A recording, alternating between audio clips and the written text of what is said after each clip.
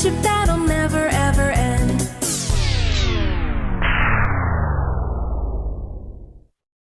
Run!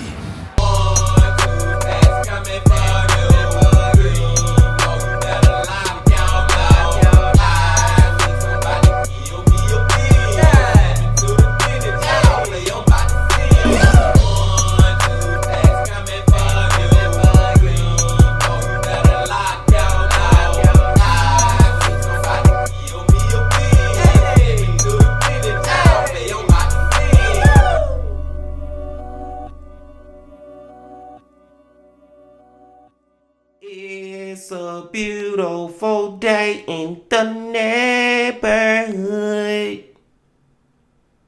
Reaction Beanie Yo 339. Day in the neighborhood. My brothers and sisters. Finally, y'all. Final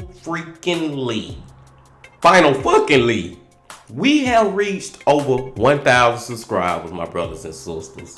Hey man, I just want to say to all the subscribers out there, I love y'all, I appreciate y'all, and I thank y'all for helping me reach this milestone. If you ain't subscribed yet, hey, go on hit that subscribe button and join the family. Because I've been saying this for over a year now. We building a house up over here, a mansion. We building a mansion. Fuck that. We building a penthouse. You know what I'm saying? Like, we building something great over here. And by hitting these 1,000 subscribers, I guess I can kind of say like we may have got the foundation down now. You know what I'm saying? The foundation down, but we still got a lot more building to do, my brothers and sisters. And another thing I've been saying for over a year now, and have said plenty of times in the past over here on our channel. Once I reached those 1,000 subscribers, I was giving away $1,000. And I still am doing that, my brothers and sisters. 100% I'm doing that, man. Because like I've been telling y'all, the more y'all give to me, the more I want to give back. And listen real closely to this.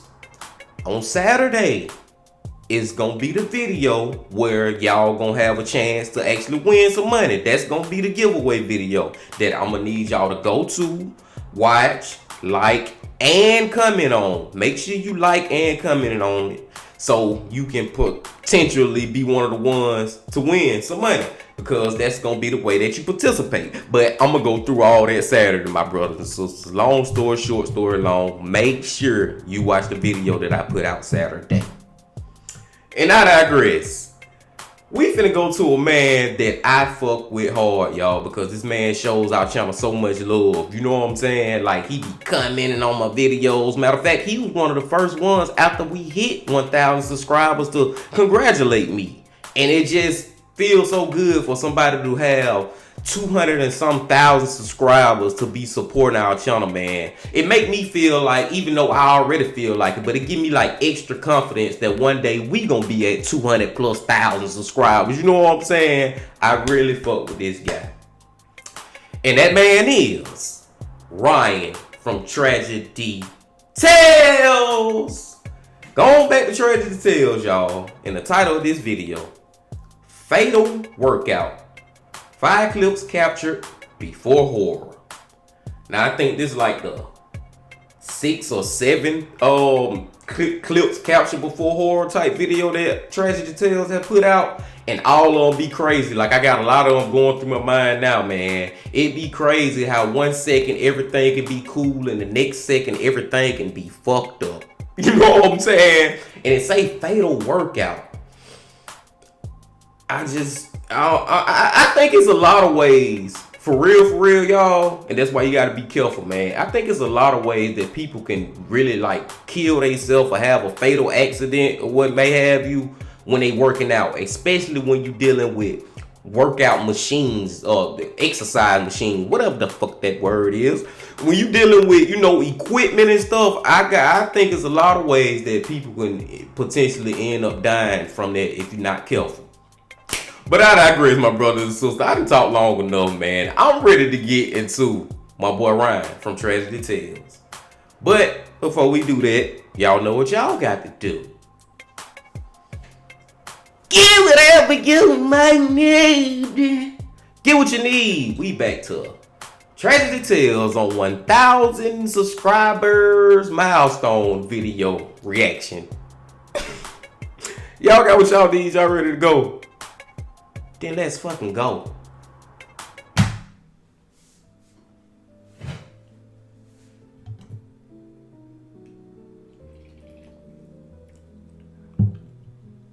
Hey folks, and welcome back to the channel. I'm Ryan from Tragedy Tales, and you guys all know how these videos start. Yep. But it's true. You just never know what you're going to capture when you tap that record button. In this 6th entry of the series, we're going to take a look at 5 more cursed pieces of footage recorded right before horror. To a fun joyride over the cities of India gone terribly wrong, to the absolutely insane Tianjin port explosion. So without any messing about, let's get right into it.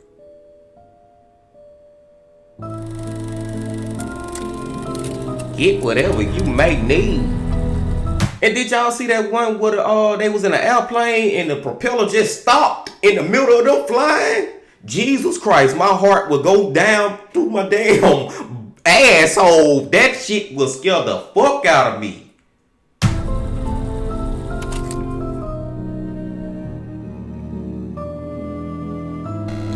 Number 5.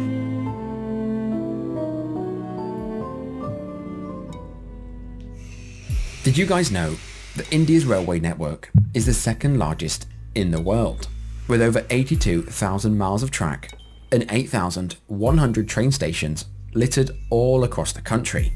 The rails are an essential part of India's transportation infrastructure, with millions of people using it every day. In fact, it's estimated that around 18 million passengers travel on Indian trains daily. The railway system is often referred to as the lifeblood of India, as it plays a vital role in connecting people and goods across the country.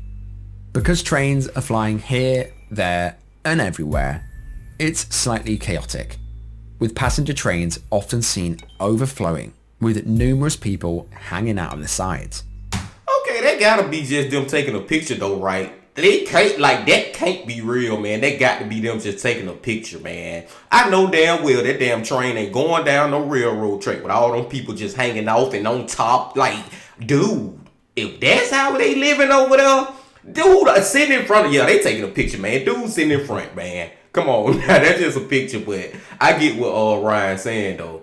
Because 18 million people a day on these trains? Oh, yeah, these trains packed to death. No pun intended. However, on June the 2nd, 2023, things would get slightly more than chaotic. An entire nightmare would unfold on the lines. At approximately 6:30 p.m. on that fateful Friday, 2 large passenger trains hurtled towards each other in the Balasore district in eastern India. The 1284 Coromandel Express, a steel behemoth, thundered from the Shalimar in Howrah, West Bengal, destined for Chennai in Tamil Nadu. At the exact same time, the 12864 Bengaluru Howrah Express charged in the opposite direction, departing that night from Bengaluru in Bangalore, bound for Howrah. These Leviathans were given the all clear on the tracks, allowing them to reach their maximum speed of 79 miles an hour, or around 128 kilometers an hour. As the clock neared 7 o'clock, fate took a tragic turn. The Coromandel Express, still surging ahead on its up main line, suddenly had a green light illuminated to indicate that the train was about to switch tracks. Travelling at the maximum speed, with no time to react, the passenger train 12841 suddenly switched onto its parallel loop line. Sadly, sat on the parallel loop line was a stationary cargo train with 6 full carriages of iron. In a catastrophic instant, the Coromandel Express collided with it. There you can see this train which changes tracks. You see it changes tracks. Now when it starts to change tracks, it comes and hits this freight train, and that's where it starts to derail. While the cargo goods train just remained in place due to its heavy load, the Coromandel Express folded on itself in a zigzag pattern, instantly derailing 21 carriages. The impact actually launched the engine carriage directly above it. This then sent the rest of the train spilling all across the other tracks.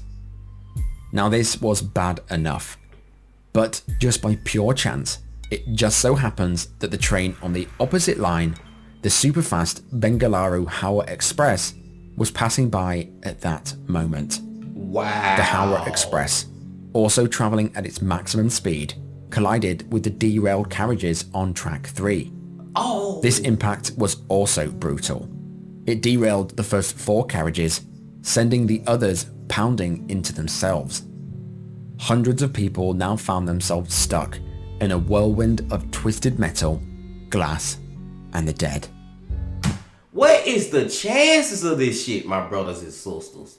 Just the one accident was okay. Damn, that's fucked up. But just the fact that another train was coming down this train track at the same time right after the accident, it just be like, what is the chance of this shit? Damn, it's fucked up, man. This is messed up. This horrifying footage was captured just before the first collision.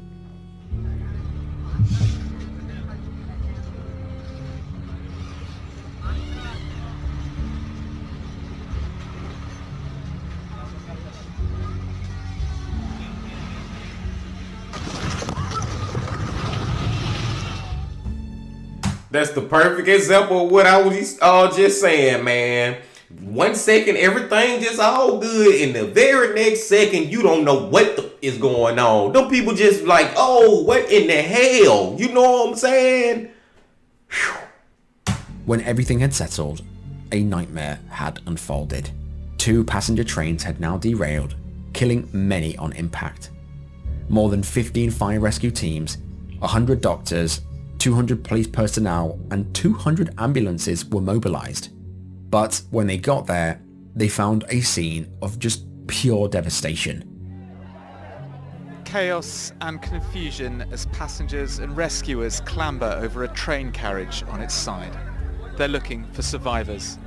Bodies of the injured and the dead are taken from the site on foot. At least 80 people are believed to have died. Around 200 were trapped.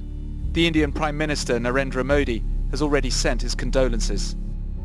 Bodies laid piled on bodies, and some carts had actually set alight. Virtually all of the dead were in the first 3 cars of the Coromandel Express, where many of the passengers were stood.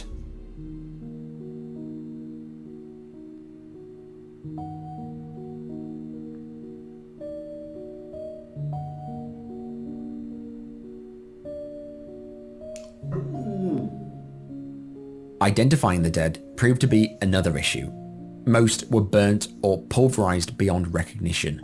This forced the police to use victims' mobile phones, luggage and other items on their body to help identify them. Damn. This traumatic event was labelled India's deadliest rail accident in a century, taking the lives of 293 passengers and injuring at least 1,000 others. So, what happened here? Why was the green signal given to move to the loop line when there was a stationary train sat there? Well, the only way this could have happened is if it was physically changed from the main office. Both trains are set to move on their fixed track and never usually move. An actual physical lever would have needed to have been pulled for the route interlocking system to move the train to that loop track. It's clear that the Coromandel Express had no idea that they were about to switch tracks, or they wouldn't have been travelling at the maximum speed. Okay, now it sounds like we got a mass murderer on all hands. Who the hell changed that track, man? Whoever changed that track need to go to fucking prison. Y'all already know, for the rest of their life. And hey, if anybody deserved the death penalty, a motherfucker like this dude, who the hell changed that track and why? We need some answers. Whoa. The CBI, the Central Bureau of Investigation, delved a bit deeper. They found that there was no fault of the drivers, they weren't speeding on the tracks. So what actually happened? Well, on July the 7th, 2023, the CBI formally announced that they had arrested 3 railway officials in direct connection to the tragedy. They arrested the senior section engineer, another section engineer, and a technician. The trio were charged with culpable homicide, not amounting to murder, and destruction of evidence. The various newspapers just stated that this accident was caused from their actions. The court case, as far as I can tell, is yet to be held. But, as always, I'm interested in all of your thoughts below. Well, Ryan, I'm just gonna give you one thought, bro.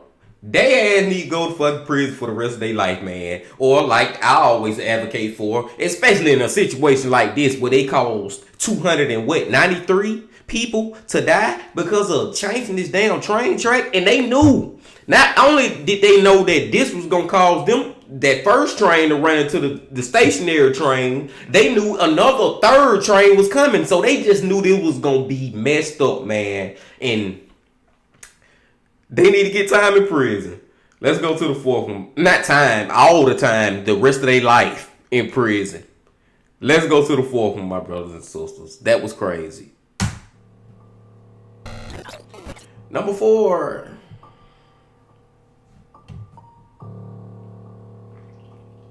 Hitting the gym and working out is meant to elevate your life, enhancing both your appearance, strength, and mental health.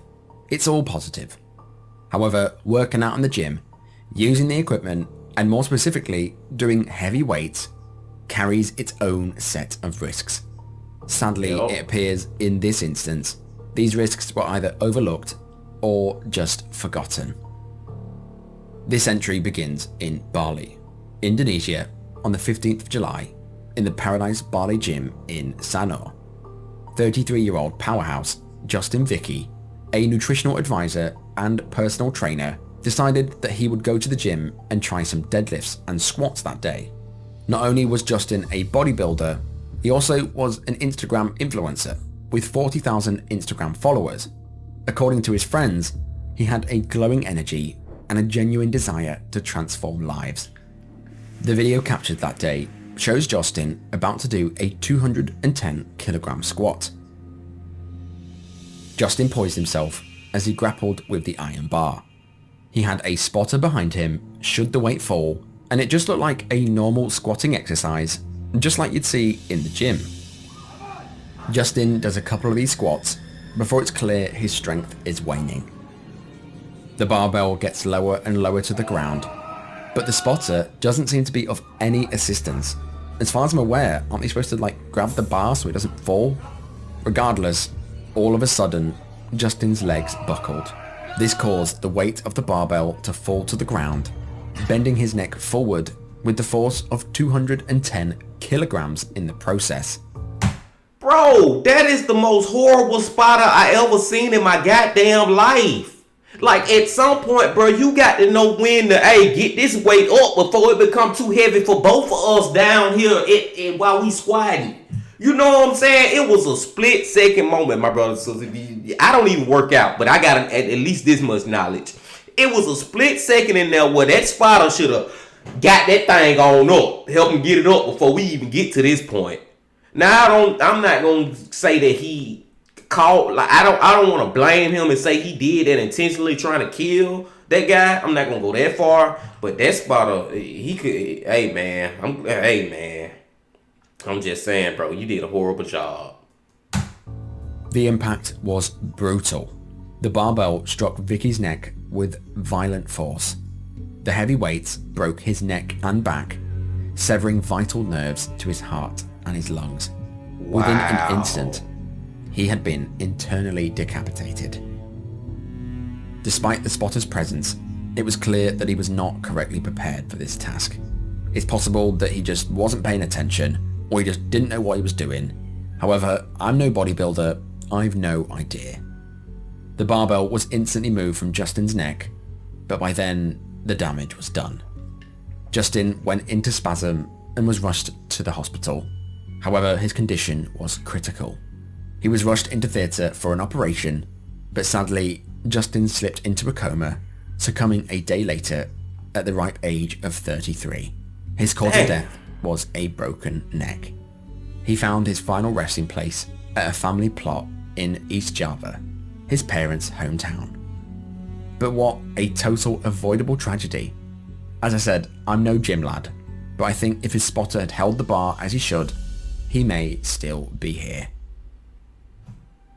Man, rest in peace, bro. Rest in freaking peace. But like Ryan said, I'm not a fucking bodybuilder. I don't even work out. I don't push no pump no iron. You know what I'm saying? I'm skinny as fuck. But I got enough knowledge in my head to know, and just from just seeing things in my life or whatever you want to say. Because y'all got the same common knowledge, my brothers and sisters out there. Bro, that spotter effed up bad, man. That was horrible, man. That was horrible, man. If for y'all that do this type of bodybuilding, you know, workout and shit, man, make sure your spotter is somebody that you can trust and somebody that you know what they doing. Let's go to number 3. That was crazy too.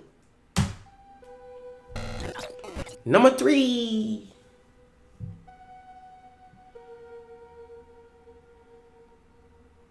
This crazy video was filmed in West India on the bright sunny day of the 23rd of March 2023 in the bristling city of Dhanbad, located approximately 185 miles from the Bangladeshi border.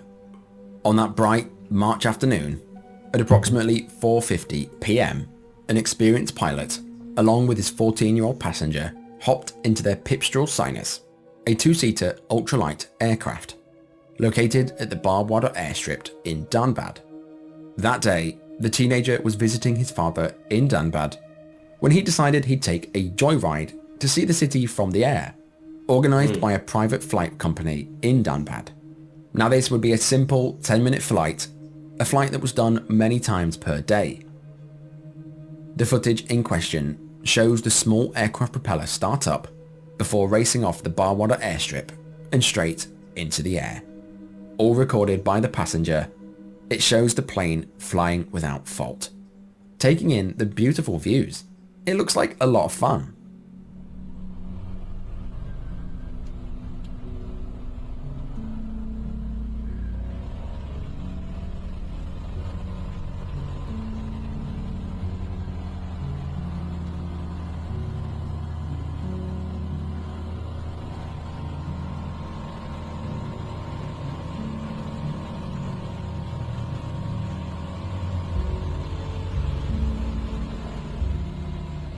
However, this only lasts for around a minute, until all of a sudden, the engine can be heard conking out. I'm gonna repeat what I said earlier, my brothers and sisters. If I was flying in that freaking plane and all of a sudden I hear the engine shut down and then the propeller stop moving, my heart would drop down through my fucking asshole, man. Like, oh my shit. That will freaking... I'm not even a person that think that I will have a heart attack or something. But that right there, if anything will give me a fucking heart attack, man, at the young age of 32, that will fucking do it. Jesus Christ. Look how high they in the goddamn air. Ooh. Within literally minutes of taking off, the propeller can be seen coming to a stop, and all power to the engine was lost. Despite several attempts to restart it, the engine seemed to have failed. The aircraft was now essentially a glider.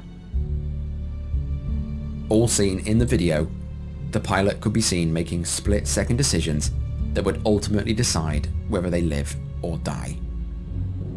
Instead of attempting to turn back to the original runway, the pilot makes a decision to glide the aircraft towards a controlled crash.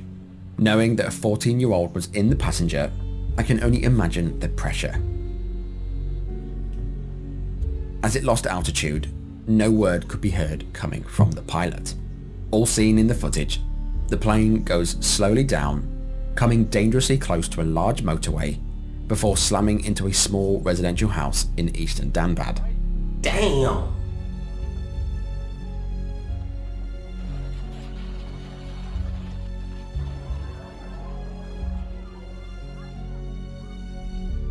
The plane landed on the roof of the house before falling to the ground.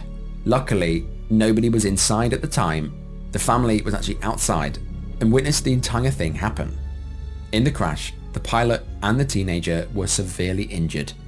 They were rushed to hospital with life-threatening injuries, and in hospital, they continued their recovery.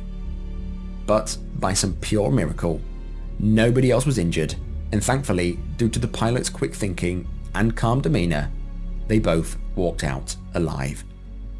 Now, I'm no pilot, but some people speculate that this pilot in the video made several severe mistakes, from allowing the passenger to rest his feet under the passenger controls to failing to crash in an open space, rather than a residential community. But as always, I'm interested in your thoughts below.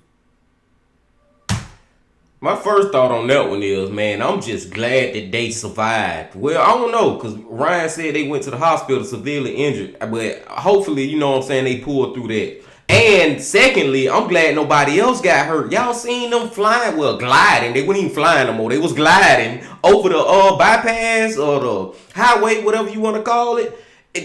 What if they would have crashed into on there with all them cars? Luckily, nobody was in that house that they crashed into, man. And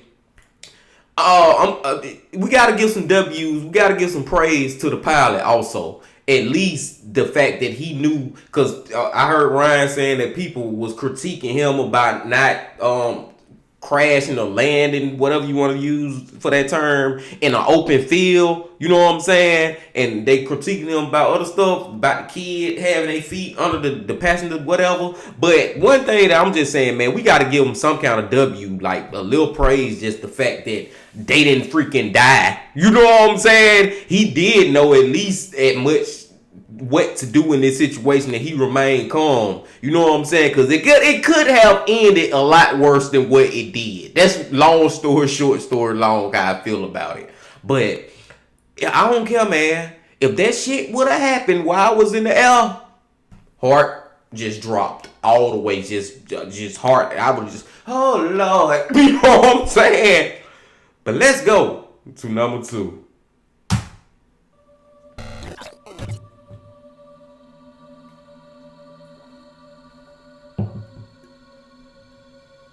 This entry begins on New Year's Day in 2018.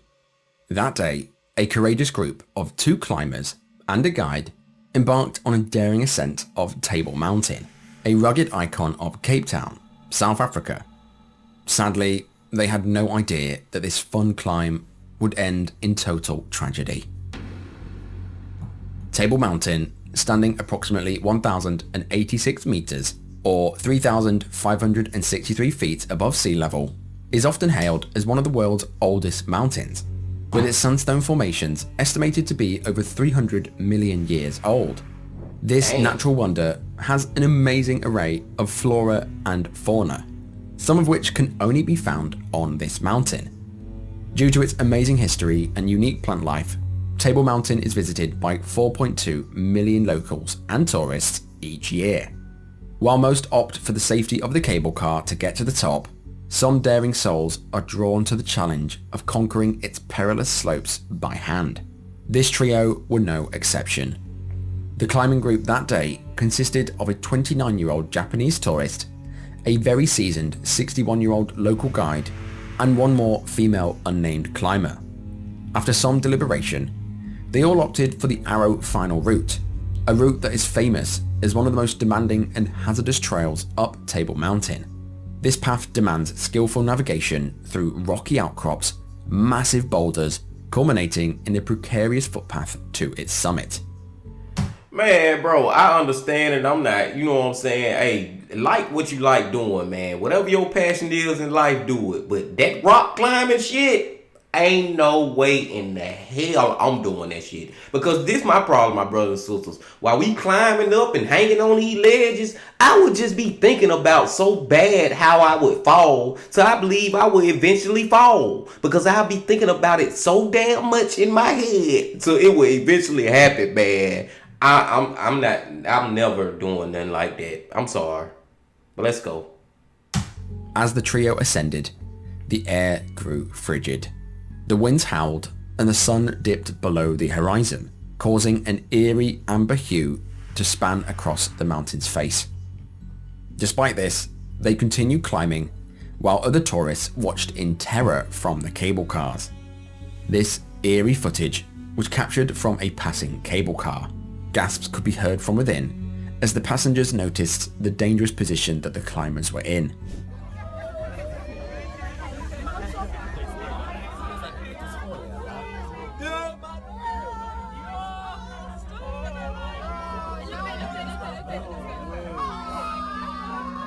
Oh my God! How in the hell y'all get stuck somewhere like that? Are you kidding me? How? Hold up, I ain't trying to press that, my brothers and sisters. How do you get stuck like that, man? Look at the position y'all in. Oh man, dude. I would have been failed as soon as I looked back and looked down. I would have just failed in, man. No, I'm never getting myself in no situation like this. I hope somebody survive. I hope somebody at least survive. They were suspended on a near vertical cliff face with just a small rope tethering them together. Tragically, just moments after this video was recorded, tragedy struck with brutal force. It's believed that the guide suddenly lost his footing, and sadly, because they were all tethered by ropes, the guide brought the other climbers down with him too. Damn. By some absolute miracle, the other two climbers managed to stop their fall. They hung there precariously on a ridiculously tiny ledge, praying for survival. Sadly, however, on this tiny ledge, 2 out of the 3 climbers succumbed to their injuries and slipped into cardiac arrest. This forced the last remaining climber to attempt to give CPR on the side of a mountain. I would say that's the very last place you want to give or receive CPR. Unfortunately, their injuries from the fall proved insurmountable. The 61-year-old guide and the 29-year-old tourist died right there on the side of the mountain before rescue could even be called. This left the third member of their party stranded, alone, on the side of a mountain with 2 corpses and 800 other people that were also visiting that day who were told to stay in their cable car until rescue had arrived. With remarkable skill and precision, a rigging system was established from the cable car above, enabling rescue operators to extract her from her precarious perch. Once she was off the mountain, she was rushed to hospital, where she later recovered from her injuries. However, the memory of this climb is something that I think she will never forget. Table Mountain, with its rich history and unparalleled views, is not to be underestimated. It stands as a testament to the untamed beauty of nature. Man, like I said, y'all, I just hope somebody survived and the lady survived, but still 2 of them died, man. Rest in peace to them. Who thought that was a good idea to climb up the mountain in that particular spot? You know what I'm saying? Like, bro, y'all at a point where there is nothing. This is slick as fuck. Like, there's no ridges, no ledges, no nothing sticking out for y'all to be on, bro. This shit like this. You know what I'm saying? This how that shit is, and y'all trying to stay on it, bro. Y'all ain't got nothing to hang on to, no nothing. That was just a bad idea. But alright, man, like I said, man, I'm never doing no rock climbing, none of that crazy shit. And rest in peace to those 2 people who lost their lives. Now let's go to number 1. Great video so far, bro. Great video. Number 1.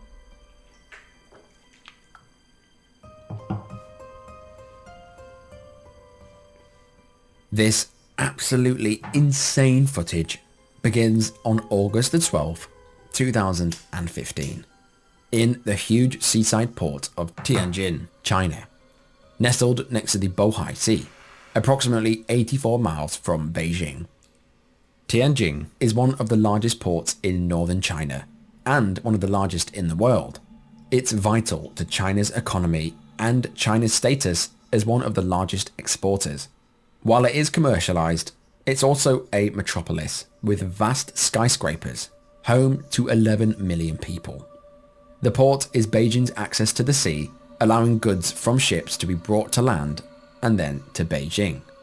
Tianjin exports and imports a wide variety of things in and out of China, from cars to building supplies to hazardous chemicals. In the northwest corner of the port sat a huge warehouse about the size of 10 football pitches. This warehouse was owned by Ruhai International Logistics, and in August of 2015, inside sat vast piles of lethal, hazardous chemicals. Chemicals such as potassium nitrate and sodium cyanide, and other various explosive chemicals.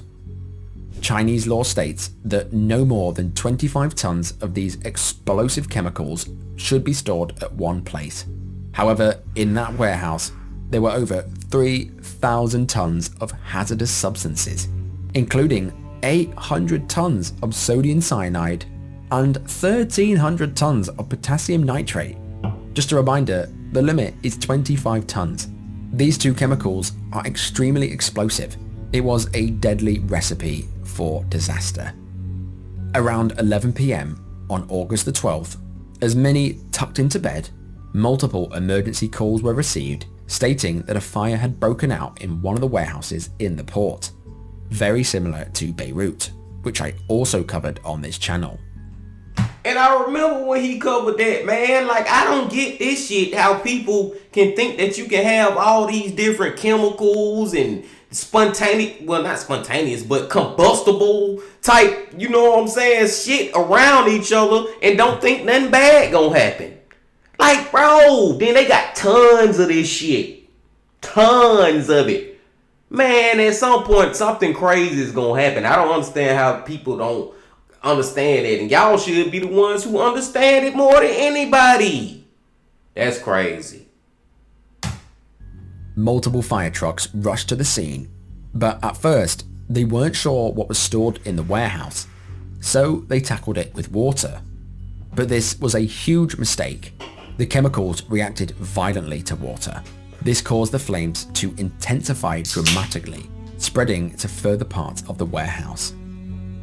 Around 30 minutes after the first call, the warehouse exploded, sending a huge fireball into the air. Look at that shit.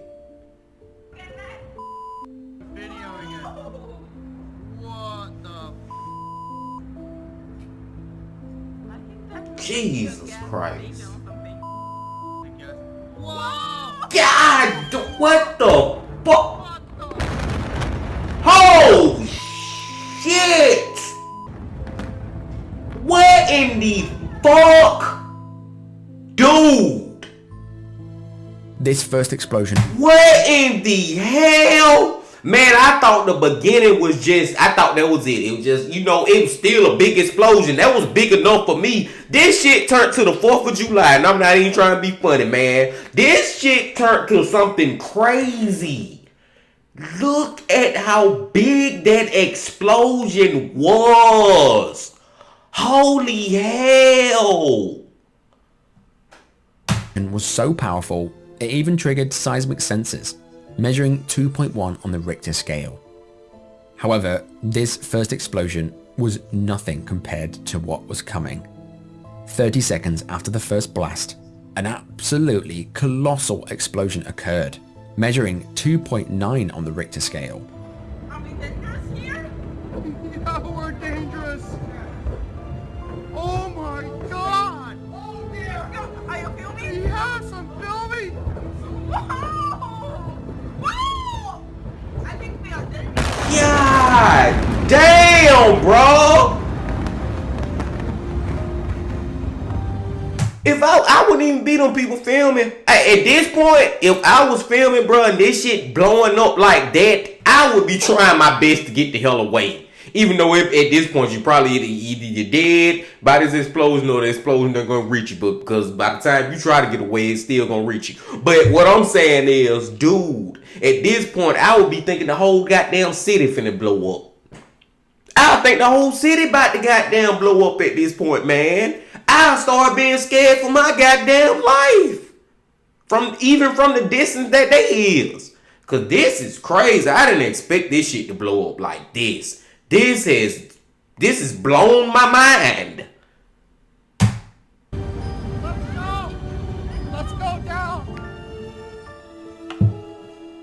The entire warehouse, containing the 3,000 tons of chemicals, went up in a red fireball.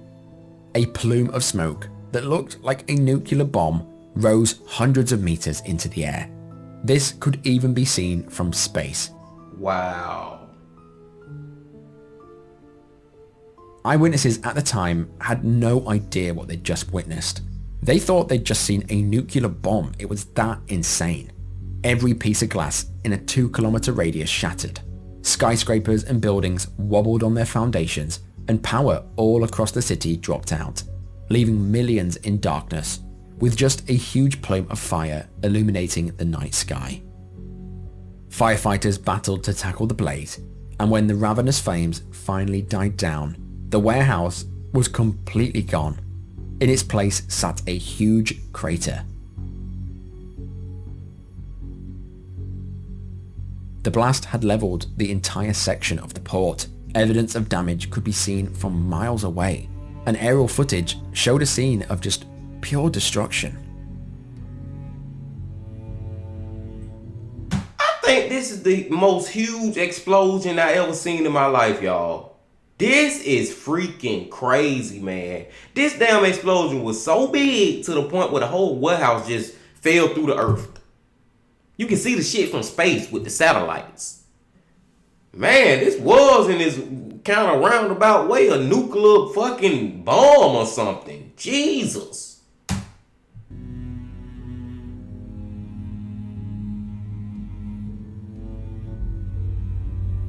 While ash and fumes descended from above, dangerous chemicals seeped into the ground.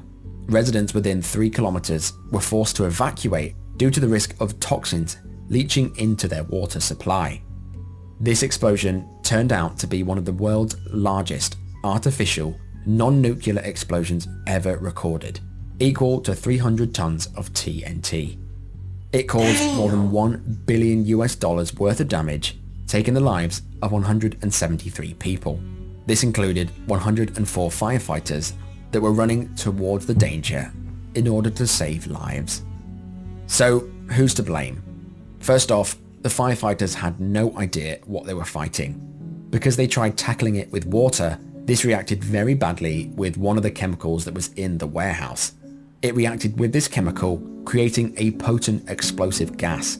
This built up within the warehouse, and this is the reason it exploded so violently. However, the real culprit is Ruhai International, the company that owned the warehouse. Not only were they storing vast amounts of hazardous chemicals way past the legal limit, but they were also storing deadly flammable chemicals right next to other explosive materials. The initial fire began due to negligence of a chemical that was incorrectly stored. It dried out and spontaneously combusted. It was truly a disaster waiting to happen. The surrounding communities were in crisis. Many people were angry at the fact that the company had been so careless, questioning why they would store so much so close to residential areas. China officials investigated profusely, and in 2016, they brought to justice 49 individuals, 25 government officials, and 24 company managers. The punishments ranging from 1 to 2 year jail sentences. The Ruhai Logistics chairman, however, Yu Zhuyi, was found guilty of paying bribes that allowed his company to sidestep safety regulations when storing these various deadly chemicals. Hey, and just real quick, y'all, a lot of people end up going to jail for this, and I agree with it. And the reason I agree with it is because even me as an employee, I work at a warehouse. For y'all out there, it don't even matter, but this is just the exact example I'm using. I work at a warehouse.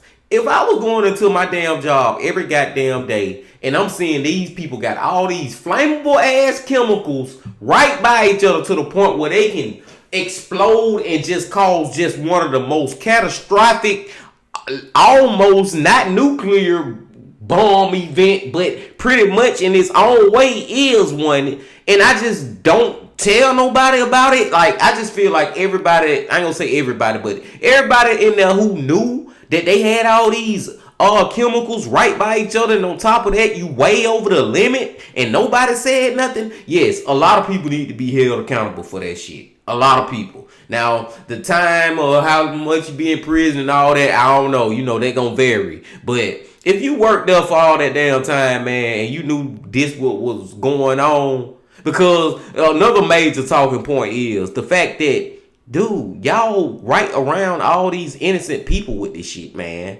Y'all, you know what I'm saying? Like, it's people on these blocks in this area where you at. Y'all ain't out in the middle of nowhere. You know what I'm saying? So I agree with my brothers and sisters. Long story short, short story long. Let's finish it up. He was fined 700,000 yen, or around $100,000, and handed a suspended death sentence for his part in the disaster. This is equivalent to life in prison in China. Oh, okay. Now, 8 years on from this disaster, the port of Tianjin looks to be fully rebuilt. However, the horror of this tragedy has forever been burnt into the memories of all that witnessed it. May the people featured in this tragedy and this video rest in peace. Rest in peace. But that is the end of this video.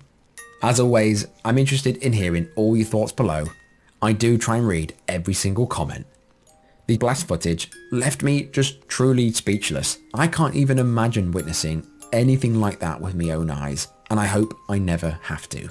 But just before I go, if you're into true horror list style content such as this, go ahead and tap that subscribe button and make sure you click in that notification bell to be alerted when I release content such as this.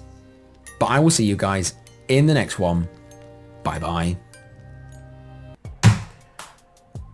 My brothers and sisters, that last one, y'all, I did not expect it to blow up that damn much. When we first, like I said, when we first seen the explosion, I'm like, damn, that is fucked up. Man, that was just the beginning. That shit got 100 times more fucked up, man. That one right there is crazy, y'all. And like I said, I feel like a lot of them employees need to be held accountable. Because y'all could have told something about this. Y'all knew it was going on in this warehouse and y'all ain't tell nobody. So I agree with a lot of them having to, you know, face some kind of time for the crime or whatever. What's another one, our brothers and sisters? The damn, the people in the plane, man. When that propeller stopped, oh my God, dude. I just probably would have just fell out. I would have probably blacked out or something. That would have hurt so bad. That's why I'm probably never gonna get in a damn helicopter or airplane. And speaking of never doing something, I'm never climbing up no damn mountains either.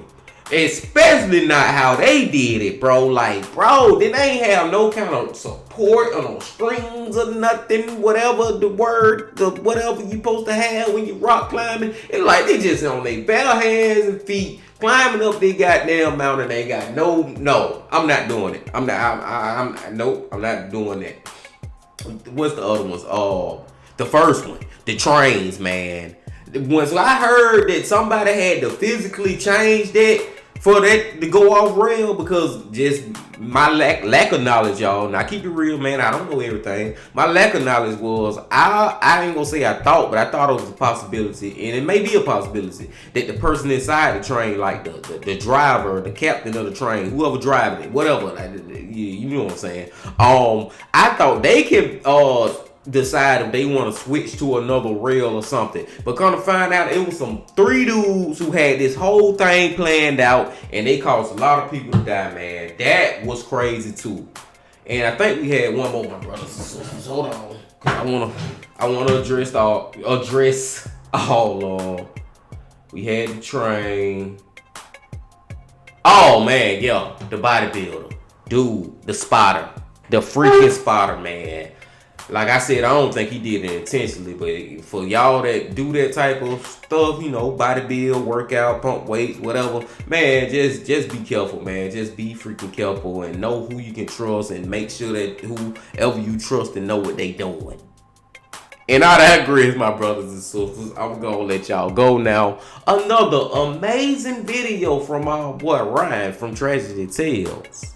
Y'all make sure y'all hit that like button, comment, subscribe, and do all that. And I'm gonna say it again real quick. Make sure you be here Saturday so you can participate in the $1,000 giveaway.